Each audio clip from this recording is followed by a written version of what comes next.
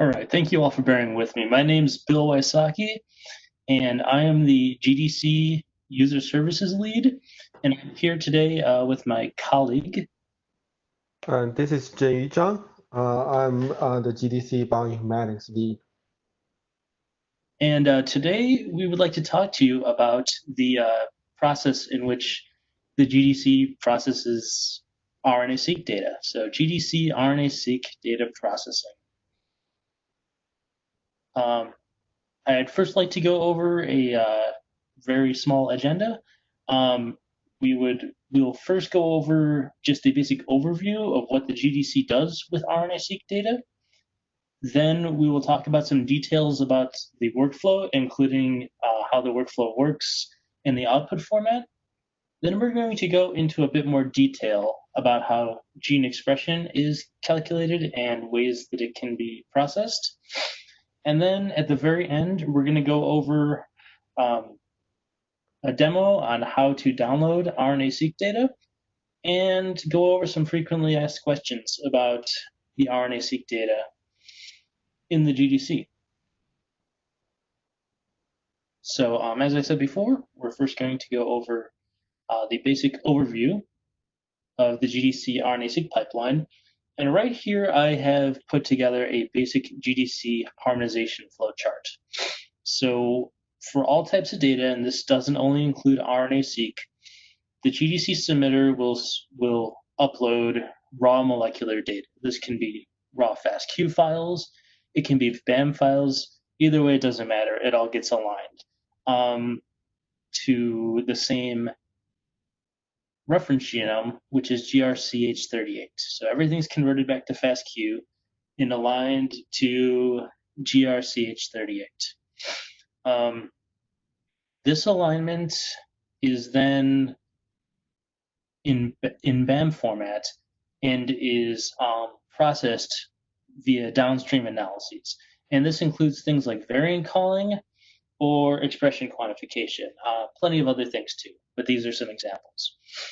Both the alignment and the downstream analyses are made available in the GDC data portal. And this is what you see when you go to the data portal and download files. So in terms of RNA-seq data, everything in the GDC, so this includes RNA-seq, is aligned to GRCH38, and the gene model that's used is GenCode 22. We have 4 data types and 10 major output files for each tumor aliquot when an RNA-seq pipeline is run. So this produces 3 BAM files, 4 gene expression files, 1 splice junction quantification file, and 2 transcription files. As you can see, I've color-coded it here. The 4 gene expression files are open access, but the rest of the files require dbGaP authentication to download.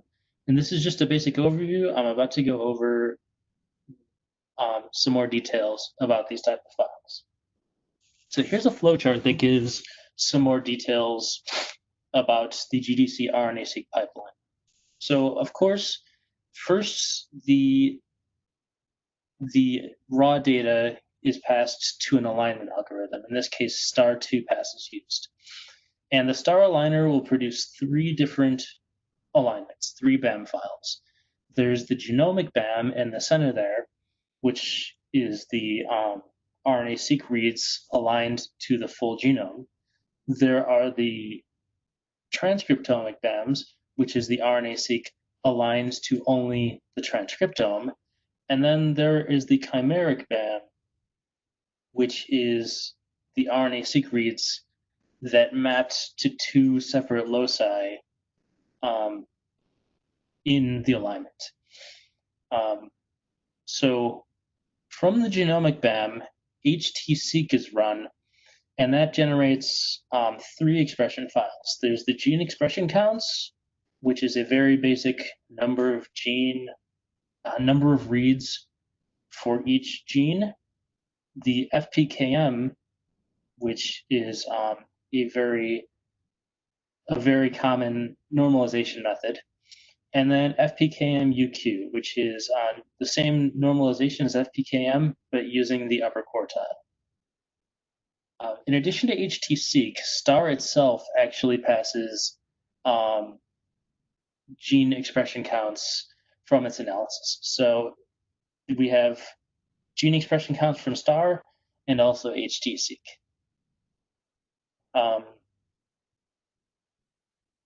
In addition to giving gene expression counts, STAR also produces splice junction quantification, which tells you exactly where the splice junctions are located for the STAR 2-pass alignment. The fusion detection is performed using both STAR fusion and by comparing the chimeric and genomic BAMs through the program Ariba. These are color-coded in blue in this diagram. So some of you who might be familiar with GDC will know that TCGA data was produced first, or was harmonized first at the GDC. So this is a newer pipeline. The GDC originally had an older version of this pipeline that only contained the areas that are circled in red. So this includes, it's the same aligner STAR 2-pass, but and it only includes the genomic BAM. It doesn't have splice junction quantification. It doesn't have STAR expression counts. It only contains gene expression for HT-seq and the normalized counts from those HT-seq counts. Sometime in the future, these will be reharmonized from TCGA using the new pipeline. I don't have an exact estimate when that will be done, but the old files will still be available. They'll just be versioned using the GDC API's versioning system.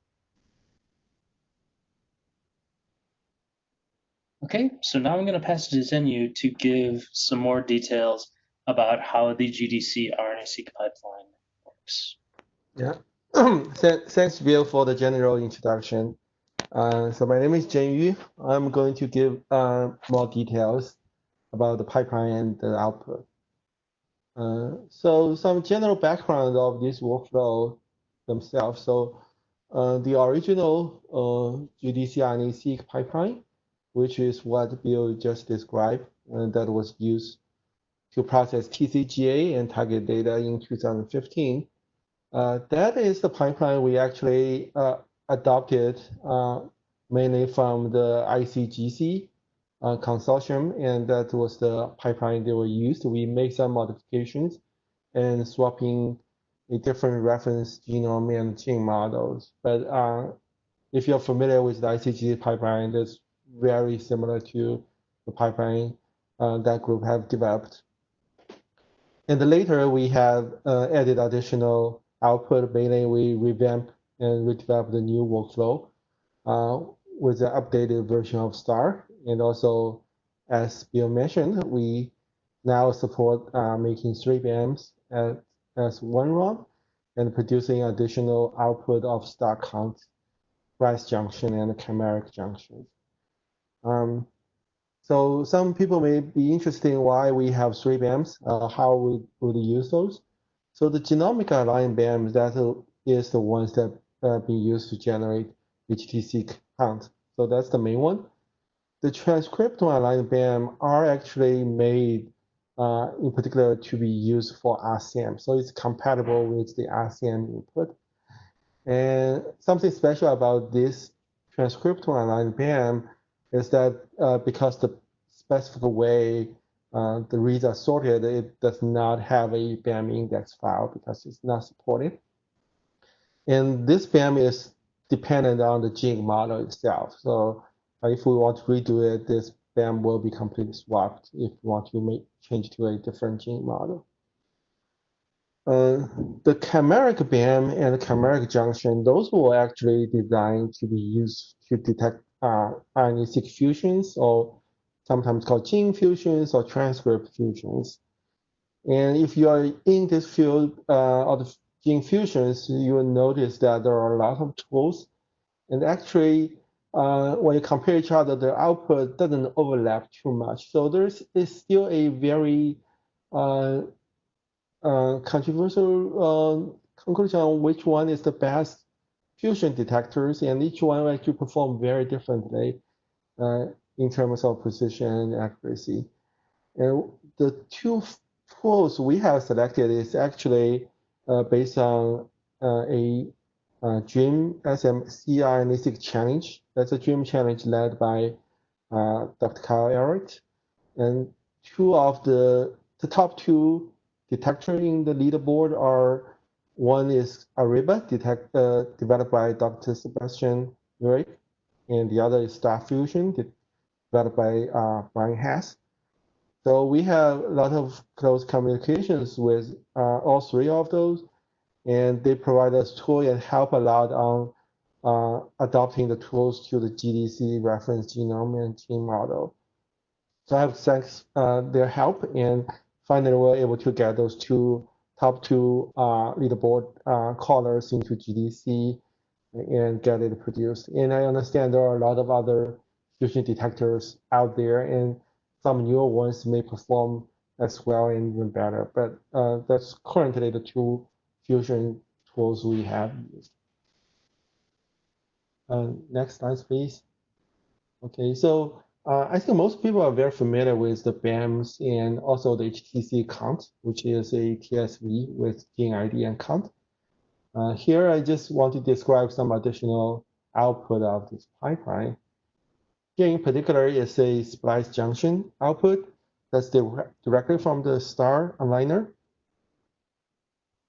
And mainly the output is a TSV file describing the chromosome first base of the intron, last base of the intron, and some additional quantification and annotation information. And you can look at the sixth column. That's the column that all the number, sorry, previous slide. Bill? Oh. Yeah, thanks. And that's the column, the sixth column is the column with all the ones over there. What this column means is that it's a flag of whether this fusion is a known fusion, that's a fusion had been described in the gene model file, or it's a novel fusion. That means it's a completely new fusion that's not in the gene models. Here, one means that those are known fusions. And if there are zeros, I didn't show here, but zero will means there's a novel fusion. And I do suggest you to look at the star manual if you want to take use of this file, because the other columns have been coded to present different meanings. Okay, next slide. Okay, so for the fusions, and I think a lot of people have questions like what exactly is the file format we're providing, and sorry, the previous slide is like the splice junctions, and here is the fusions. So there are a lot of formats for fusions, and each tool may have their own format. One of the common format may be the VCF file. However, the VCF file describing those structure variants is not very easy to use.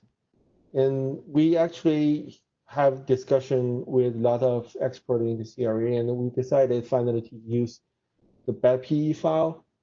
And if you're familiar with the BET files that describe chromosome start end of one of the genomic features, in here, a fusion includes two genomic features, one on each of the breaking side. So we actually have the BET-PE file that describes two chromosomes, two start and two end, and with additional columns describe other spore, strand, and name of the fusions and a lot of other features. So here I posted a link of the BET-PE format itself. You're welcome to have a look. For each different fusion colors, beside all these shared columns, they often have their unique columns that provide additional information about this particular fusion feature. So we will have detailed documentation in the website, and you can have a look and know better about all this. Next slide. Yeah.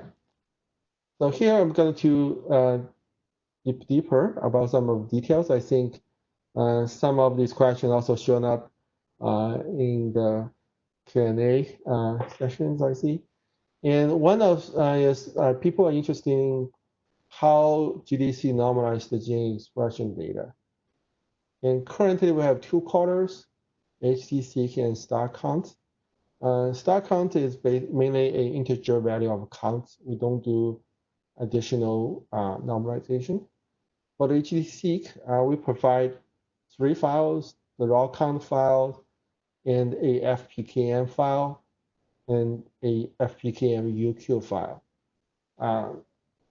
So both FPKM and FPKM UQ files have been corrected the raw count by the length of the gene itself. What's the difference between those two? There are additional normalization in the denominator terms. So look at the FPKM. Actually, there is a RCPC term, which is the total number of reads that being mapped to the protein coding genes. So that's a normalization term trying to do some kind of within the sample normalization. And FPKM UQ is one step further. It's trying to do some cross-sample normalization. So the denominator here, RCG 75, represent the 75% of quantile of all the read counts in that particular sample. So in general, FPKM UQ is normalized a little bit better than the FPKM. Next slide. And people always often have questions about which one we should use. I would say the FPKM and the FPKM UQ files are okay. They work fine with most of the basic applications, and it's very convenient. You can just download and use it without further processing. They were provided mainly for legacy reasons because in early days, bioinformaticians mainly generated these count files with FPKM and FPKM UQ, and there are some reasons to keep data consistent with the gene expression array data. And there are other similar simple normalization methods available there. For example, like TPM and CPM, count per million, or transcript per million. I do want to emphasize that the normalization is really dependent on your own experiment. So here we do some basic normalization for FPKM, assuming you are only interested in a protein coding gene. That's why the denominator have protein coding genes over there. But if you have another different application, so if you say I'm only interested in long non-coding RNA, I would suggest you to redo the normalization using all the reads mapped to non-link RNA instead of the protein coding RNA. That will help a lot with your further analysis. And also for really serious applications, for example, if you want to do a differential gene expression analysis or some of the other analysis that's you really care about the p-values and want to increase the power, I would suggest you use those specific gene expression analysis package and starting with the count data directly instead of from those normalized data. Some of the popular packages here include DE-seq, EDGE-R, Lima, and there are a lot of others. And also the exact method for normalization really depends on your applications. Even within the same package, say DE-seq, if you do want to have the normalization data to be used for clustering or for machine learning, or you want to do this for some other purpose, there are actually different normalization methods. Uh, some are more suitable to one application than the others. Okay. Next slide. Batch effect correction is another good topic, and a lot of people will be interested in doing batch effect correction, especially you have multiple cohort and to do comparison with. In general, GDC does not perform any batch effect correction on RNA-seq expression data. There are two main reasons why we don't do that. And first is it's because GDC actually doing continuous production. So every release will have new RNA-seq expression data from different projects. So operationally, it's very difficult to, we always keep data freezing, do a batch effect correction, and roll out new versions. But also there's more important reason is automatic batch effect correction inevitably will remove real biological signals. And let me make an example here. So a lot of people know like shipment condition is very important for the quality of the RNA-seq. If the shipment, your box have left in like a little bit higher temperature for hours, some RNA will degrade and will result in a different profile of the gene expression. However, if in the sample in the tissue cell site perspective, they sometimes will ship samples from the same disease together because this is how they operationally organize the project, right? So this shipment batch will inevitably be confounded by the diseases or the sample types. They may ship all the tumors in one batch or ship all the normals in the other batch. So if this case, if you go here, like perform a naive shipment batch correction, it's very likely you actually also correct all the sample type and disease type differences. If this is what you are looking for, you actually have less of signal to detect those differences. And so this is the main reason we do want to leave the batch effect correction to very experienced users. And you're welcome to perform this in your analysis, but GDC is only going to provide the most objective data to the users. Next slide. Okay, gene overlaps and library strandedness. And this is a very interesting topic.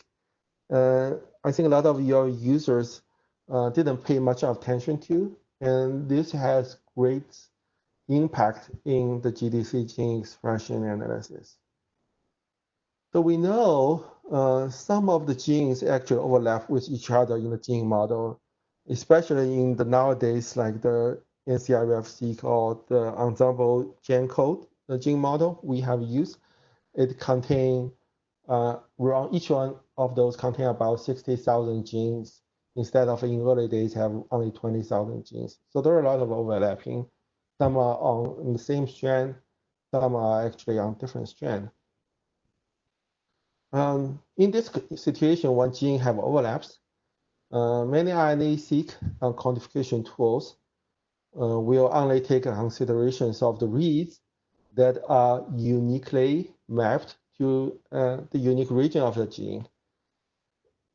That means if your reads is falling in the region that being shared by multiple genes, these reads will not be counted toward gene expression by these tools. And these tools, I mean, both the HT-seq and the star counts GDCs are using have this specific counting mechanism.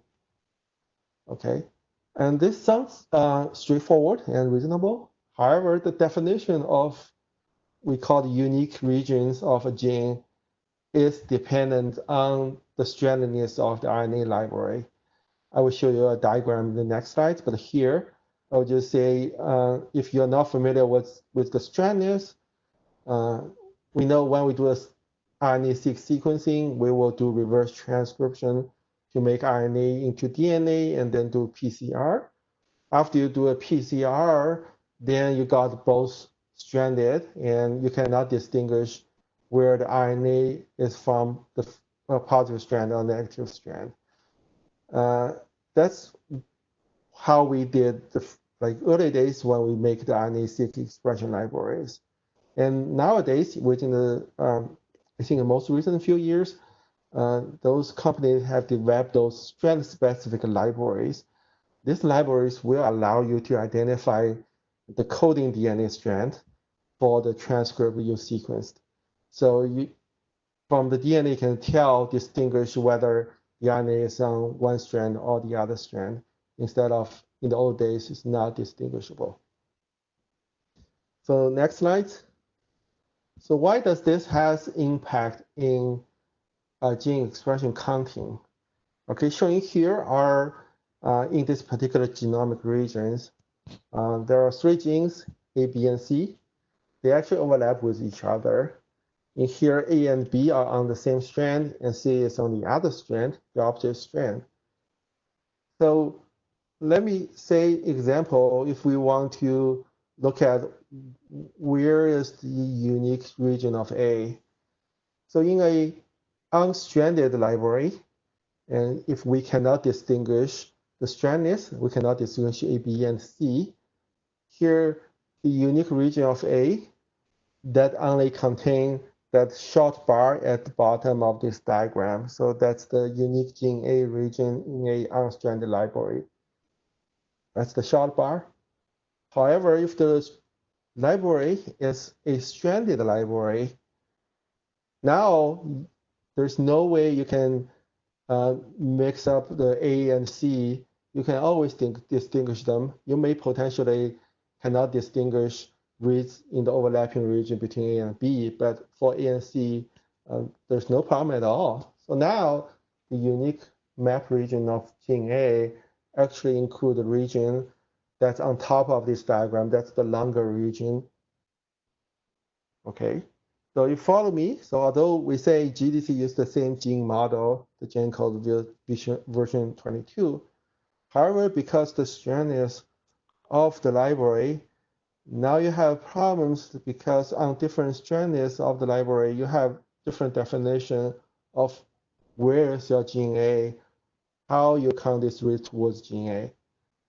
And this is particularly problematic for GDC because we do want our data to be comparable, not only within the same project, we want to be comparable across all the projects in the GDC.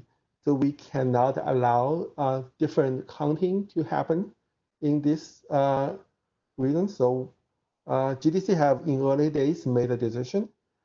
Even we know a library is prepared in a strand-specific way, we'll always use the unstranded mode as the default counting mode, regardless the strand is itself.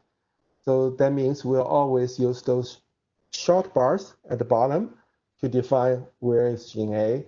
And this way, all the projects in GDC are comparable with each other. Next slide. So you may ask, but my project has strand-specific libraries. I do want to look at strand-specific countings. How could I do it? And the answer is we cannot do it in ETC count because it's being counted only with one way. However, I mentioned we have a star count.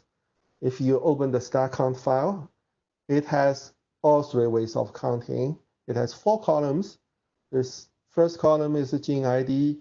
The second column is the regular unstranded counting, but we have additional strand first and strand second counting values. And if your library is stranded, you can just pick through this file. It will be very easy for you to figure out what exactly your library have used, which strand is your library is. And are there any other good ways for us to tell from the metadata whether this RNA-seq is prepared in a strand-specific way or unstranded? Unfortunately, the answer is no. We, in early days, have tried to correct library kits, which give users some hint whether the library can be stranded. However, this is not conclusive because a sequencing center can use a kit that supports stranded library, but they used it in a way that only produce unstranded libraries. That's the case in TCGA. The kit itself supports strandedness, but the libraries are unstranded. So this information are not a reliable marker for you to tell for sure that your library is stranded or stranded. Yeah, next slide.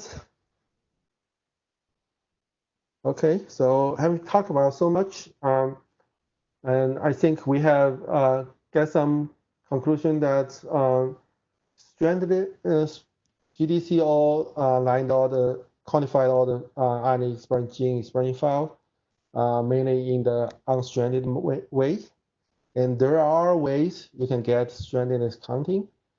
And the disadvantage using strand-specific counting is the data might not be comparable across GDC, but if you're only interested in your own project, that may be fine. And the pros are, first, like when you use the strand-specific counting mechanism, theoretically it gives you more mapped reads, and this will increase your statistics power for the analysis. Another important feature of this is that, as I showed before in the previous diagram of gene A, B, and C, C is actually completed overlap with A and B genes. So some genes in the model are actually completely overlapped, covered by other genes. And for these genes, if you only do the unstranded counting, they will always be zero because there is no unique region of these genes. In one of the famous example is SOX10. This is a known cancer-related gene. Okay, if this is the case, likely, well, I won't say 100%, but like I think 50% of chance, although this gene is completely overlapped by other genes, but the other genes might be on the other strand. So if your library is strand specific, chances are you might see some expression in a strand specific counting. We have done this with CPTAX3 for this particular SOX10, and they have CPTAX3 project have used strand specific counting. So in that setting, we're able to find some gene expression of SOX10 in the star count, the third and fourth column, and we can do some comparison analysis of this gene. But again, if the library is unstranded, then this gene will always have zero expression in GDC. You couldn't do much analysis of that at all. Okay, I think, yeah, that's all my slides. Let's get this back to Bill. All right, thank you, Zenyu, for the overview of the RNA-seq processing pipeline at the GDC. And now I'd like to talk to you a little bit about how to download RNA-seq data from the GDC and which programs and projects have RNA-seq data available. So I'm going to start this up by going to the GDC data portal, which can be found at portal.gdc.cancer.gov. And when you're looking to download files from the GDC, the best place to go is the repository. You can go there by just typing /repository. So The way to check out RNA-seq data is to click on Experimental Strategy, click on RNA-seq, and you will see all the different types of workflows here. So all the ones we mentioned here are laid out. So we have the HT-seq counts, FPKM and FPKM-UQ, the stars counts, and then the three types of stars alignments, the chimeric, the genome, and the transcriptome alignments. Ariba and star fusion are here for fusion data, and the star 2-pass workflow refers to those that were processed using TCGA in the legacy workflow. If you'd like to see which projects involve which projects contain RNA-seq data, you can click on the Cases tab here. And the programs are filtered down here by which ones have RNA-seq data. So as you can see, we have the list here. This contains things like targets, MMRF, which is multiple myeloma, NCI-CCR, and CTSP, which are the DLBCL projects, and more projects. When you filter down by TCGA, you can see, going back to the files, that only the HT-seq gene expression files are here, along with the alignments, but a more recent project, such as CPTAC, so this is CPTAC2 and CPTAC3, they have all of the pipelines we mentioned except for fusion. At this time, which is July 27th, 2020, only the target program has fusion data, but more projects will be added to this soon. I would also like to show you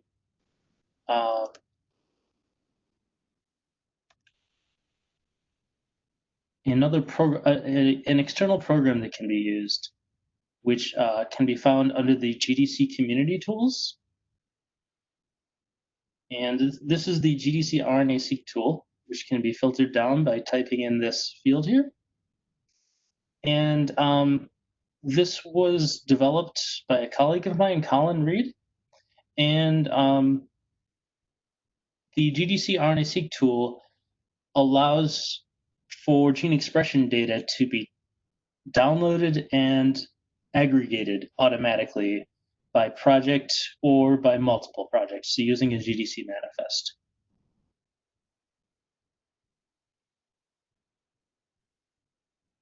So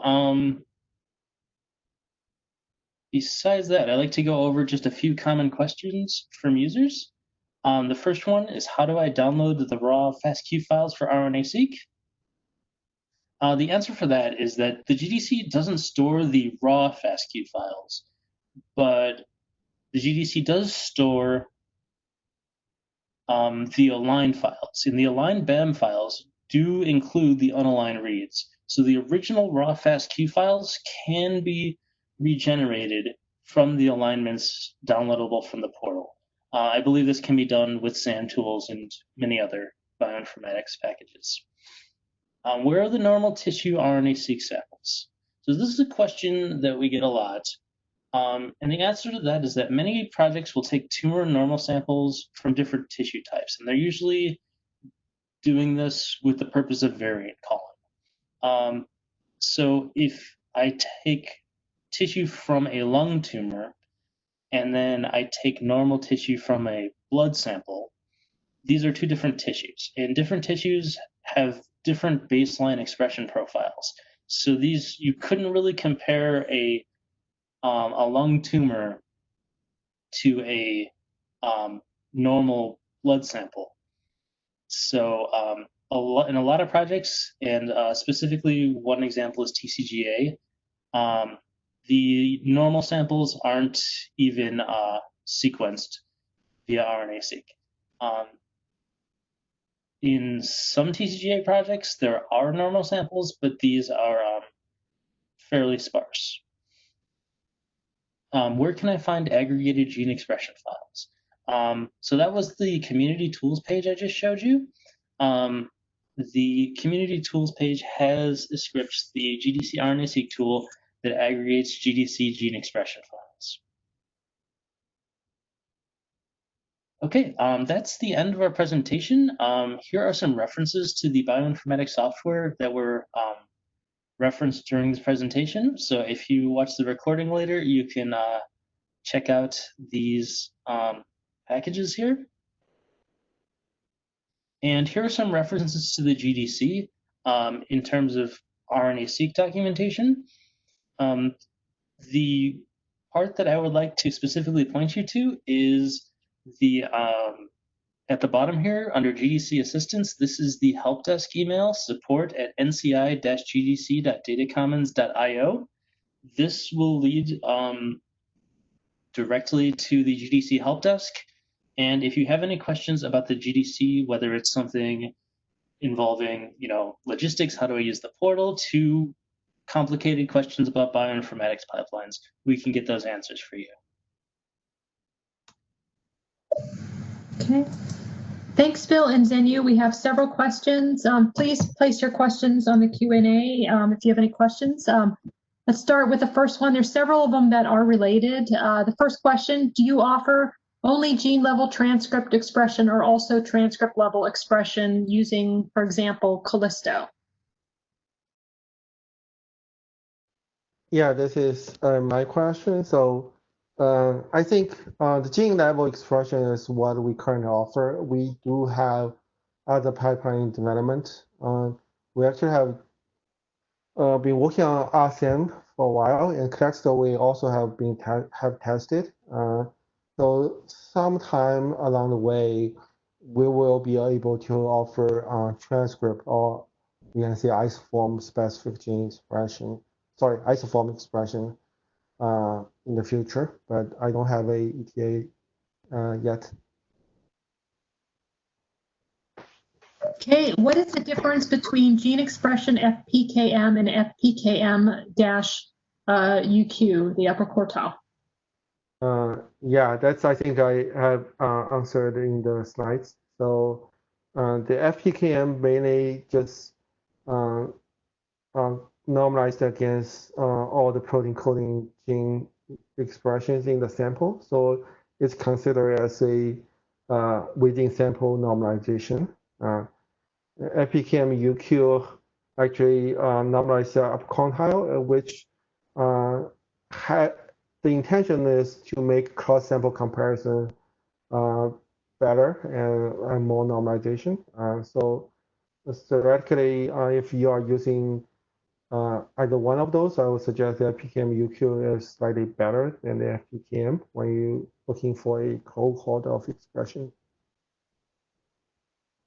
I think this is also documented in the GDC documentation sites. If you're looking here, this particular algorithm and all the descriptions are actually copied from there. Okay, thanks, Zhenyu. The other question, does GDC offer TCGA RNA-seq level 3 data at transcript level in addition to at gene level? And I believe you already covered that we currently support the gene level. Next question, if the counts are from unique regions of a gene, do you think FPKM calculated from counts is not good measure of gene expression, especially in the view of the same sample? Well, it's a problem. It doesn't cover the entire region, but that's basically a technical issue, because if the reads map in the middle, it's ambiguous which gene it belongs to. I think for some algorithm like RCM, it may try to do some guessing based on the distribution of the unique region. So some of the tools may figure it out, but I think the main application of the gene expression is still to looking for the same gene or multiple genes across samples, as long as they are done in a similar way across all the samples, that will satisfy the comparison purpose. It will be really into the details if you really cares about whether in this particular sample I have 100 reads in a unique region, and maybe there are some ambiguous reads, but they have a lot of in that particular overlapping region. And if you really want to figure it out, there may be some other tools available. But also I need to point out that these algorithms are a little bit smarter than that. So if you have pair-end reads, if one is in the unique region, one is in the overlapping region, I think the tools can still figure it out and saying this map to that unique region. But if both are in the overlapping region, that will be the problem. Yeah, that's all. Okay. Why do you not get the experimental design into account in order to decide what settings to use for the gene count? In fact, many of the RNA-seq libraries prepared these. Yeah, that's a good question. That's why I said mentioned that first, even the experimental design, seeing the library preparation is one way. It can be used the other way. Actually, at the beginning, when we set up the GDC dictionaries, we have added this information, ask the meta to tell us what's your design. And we did a survey asking a few sequencing centers. They have been sequencing RNA-seq for a while and with large scale. And the answer they gave us have a lot of problems. And I think those information are not reliable, and we don't want to provide that to the users to mislead the general user. So that at the end, we decided to just not collect it anymore because even the sequencing center sometimes could give wrong answers in this particular question. And that's why I always encourage you, if you want to look at a project, you have to do that yourself, because we don't have a official answer for this particular question. Okay.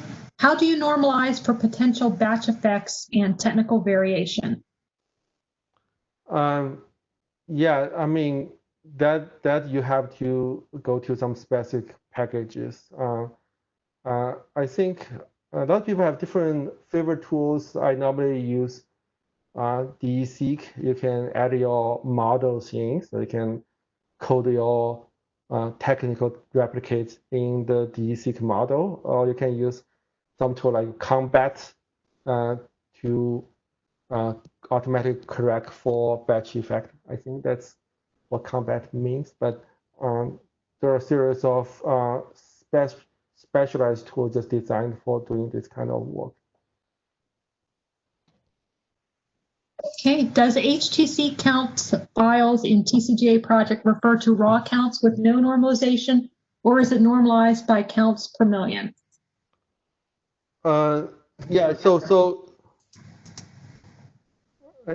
I think Bill can answer this question better, but I think in GDC we provide all three types, and that's very distinguishable in the data portal. They have different, is that pipeline type, workflow type, or Bill, could you answer this? Yes, so these can be differentiated by the workflow type. So if you were to go to Files and you had RNA-seq clicked, you can see that all of the different gene expression. You can actually filter down by only gene expression, and you can see we have raw counts with HT-seq, raw counts with star, and then the two normalization methods with FBKM and FBKM upper quartile. Okay. How will you be able to say that a gene will be upregulated if you do not have normals from the corresponding normals? Could you use GTEx? If yes, how would you normalize to make the comparison fair?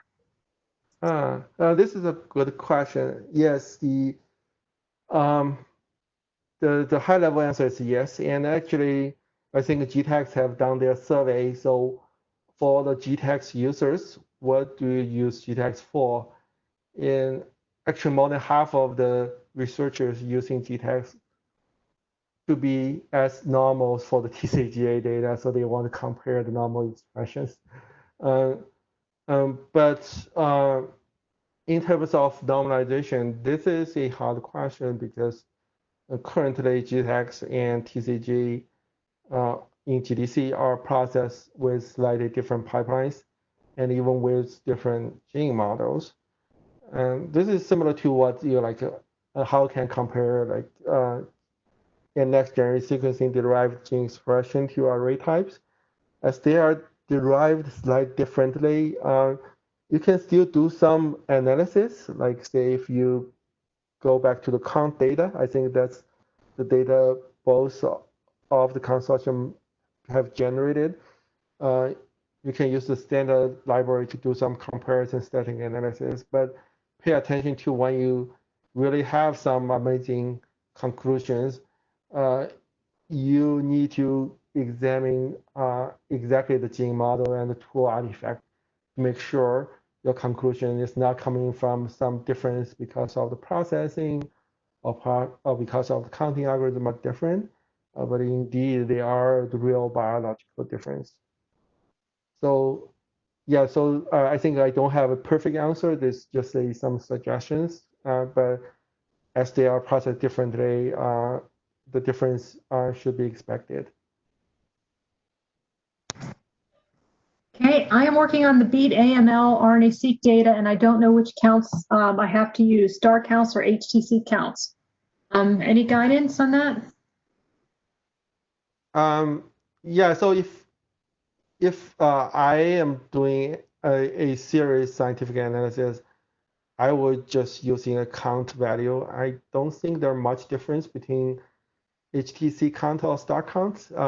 They are almost the same. They just being some parameter difference. Either way should work. I don't see big difference between those two counts, but I would definitely use count instead of the FPKM or UQFPKM. But well, another thing is, if you do want to compare your data with HTC, with TCGA, you better use HTC count because, as Bill mentioned, we don't have star count for TCGA yet. If you want to include TCGA analysis, that's the only option you have.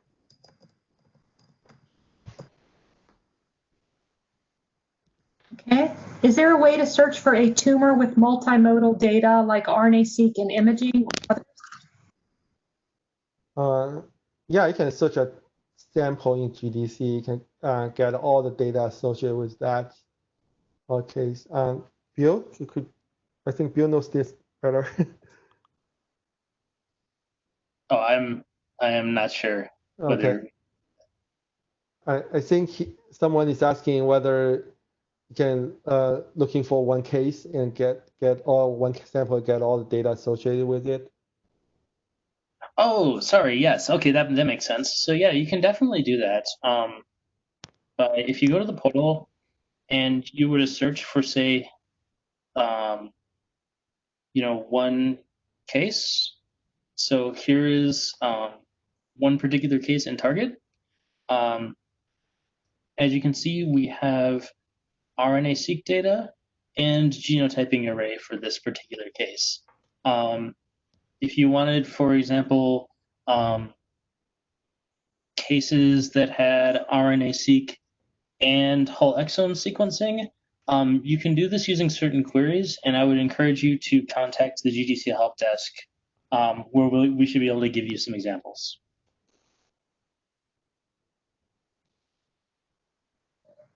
Okay. Does GDC have a plan to develop a TPM, RSIM, or others-based pipeline? Will there be an isoform level gene expression pipeline? And I know this is related to some other questions we've answered already. Yeah, I think most of the answered. We are working on other pipelines, and we probably wouldn't provide the TPM because it's so easy for your own to develop. It's just when you take your data in, you can just do a TPM normalization. That's super straightforward. So as a file level, we are not going to provide additional normalization. And we are working on some API level of work that may provide normalization, normalized RNA-seq data. And at that level, we might provide different normalizing in the future, but it's not determined yet. Should we exclude paraffin embedded samples? Oh, that's a good question. If I'm doing analysis, unless I don't have other samples to build up my cohort, I will exclude those. They are very, very different in terms of the expression profile. But some project may only have that, that's the one you want to look. I mean, the ones you want to prevent is you doing differential gene expression, and it turned out the FPP being a big batch effect confounder factor in your analysis. I think I would expect always using the non-FFP samples. If I cannot make it, if some party have to have FFP, I will try to make all only have FFPs. I will avoid to compare FFP with the others unless there's no other choices. Okay. How do we optimize to download GDC data from terminal or through Python scripts? For downloading GDC data, I would encourage you to use the GDC data transfer tool, which you can get to from the gdc.cancer.gov website. If you would like to download directly from the API using Python or using something like curl, I'd be happy to help you do that. Just feel free to contact the help desk for that. What's the HT-seq count option used for the intersection? The default HT-seq count is union, but some may want to use intersection strict. Oh, that's a good question. It's definitely mentioned in our documentation side, but I don't have in my mind right now. Kyle, do you remember that or? It's not the default, but I don't remember what it is off the top of my head either.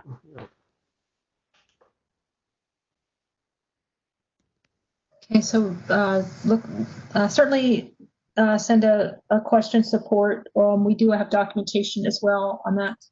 What's the difference between star counts and HT-seq counts? Is HT-seq counts files in TCJ project refer to raw counts with no normalization, or is it normalized by counts per million?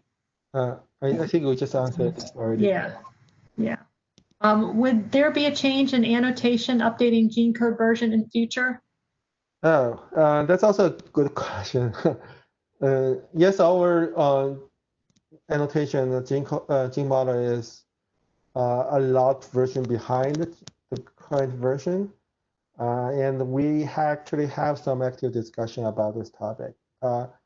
The caveat is like all the GDC data generated to be comparable, so they use the same gene model. So when we say we want to use a different gene model, that means all the GDC data need to be regenerated.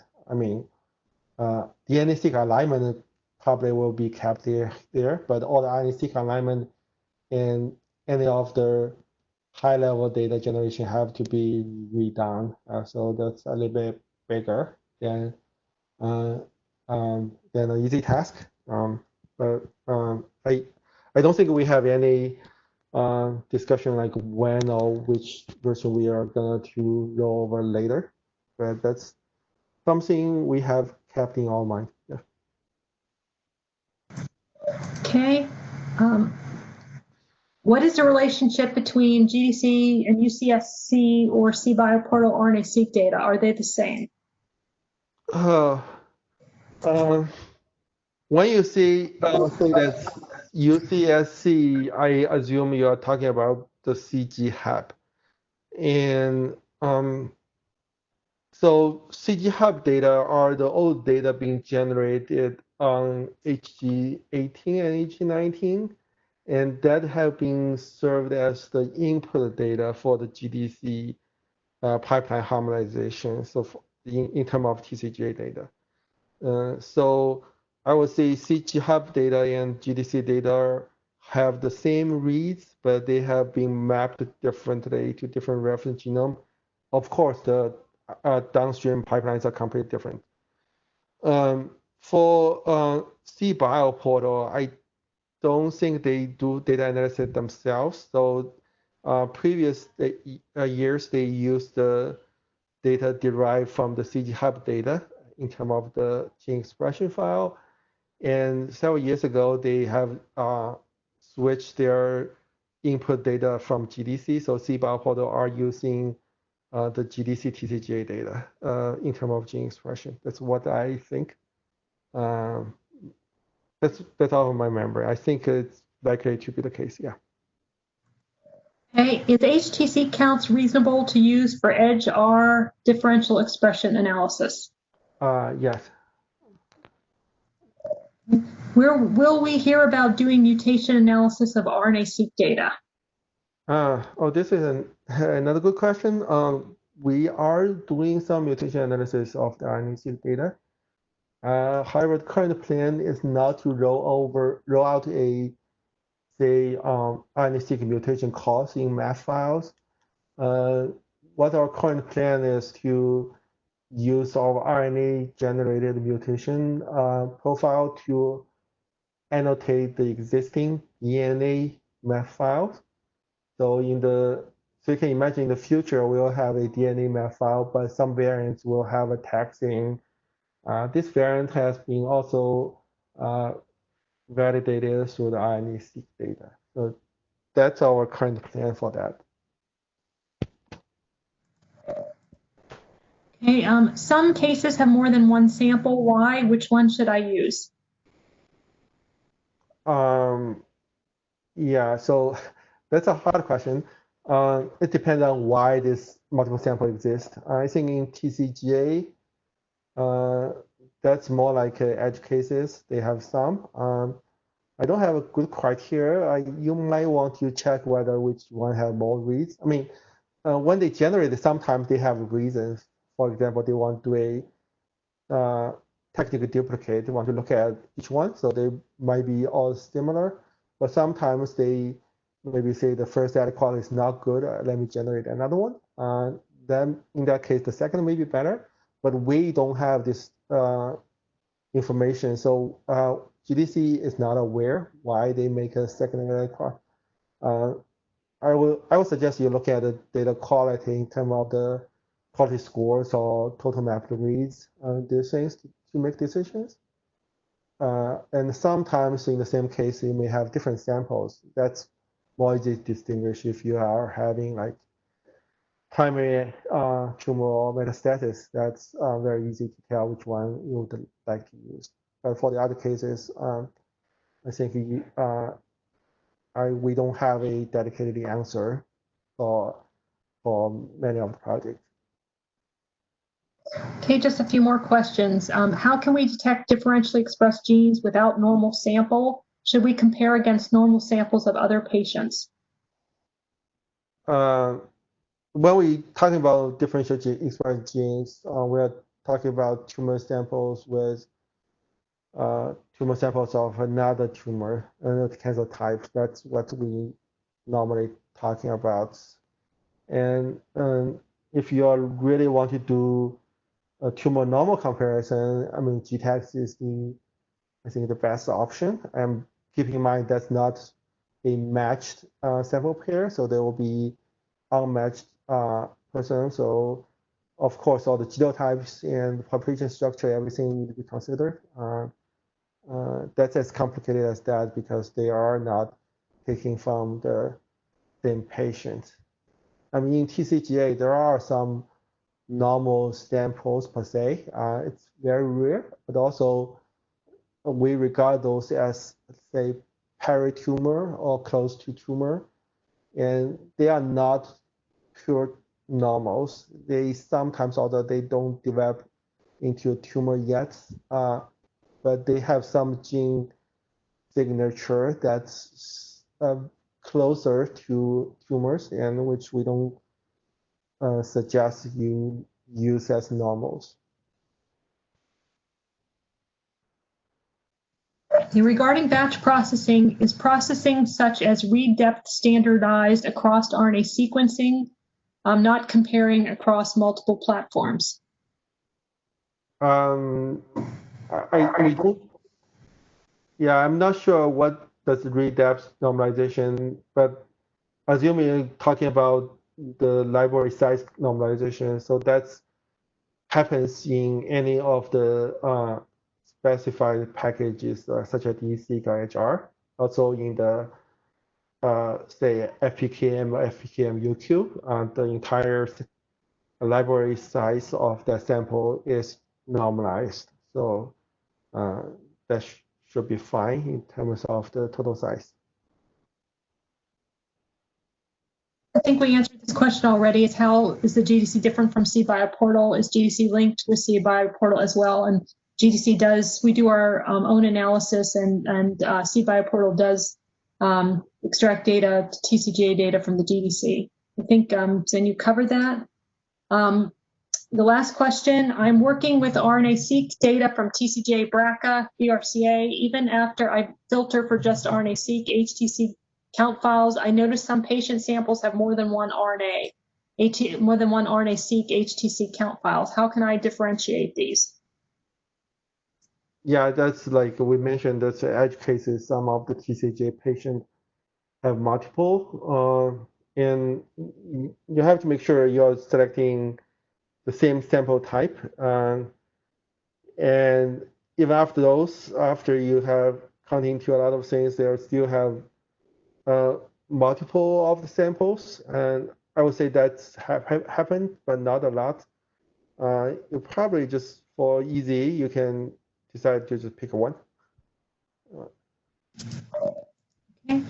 And just want to let everybody know the last thing is, Candace, we did get a question on the chat about slides may be publicly available, which I responded. We do process the slides, make them compliant, and we do put them on our GDC webinars page. I included the URL in the chat. Once the processing has been completed, this recording will be on that site. So please look there, and please join our NCI GDC Twitter account. We do tweet. It's NCI GDC _updates. We do tweet when these videos become available. Okay. All right. I think we're out of time, and thanks everybody so much for your participation in this webinar, and thanks to Zhenyu and Bill for presenting. You all have a nice rest of the day. Thanks everybody.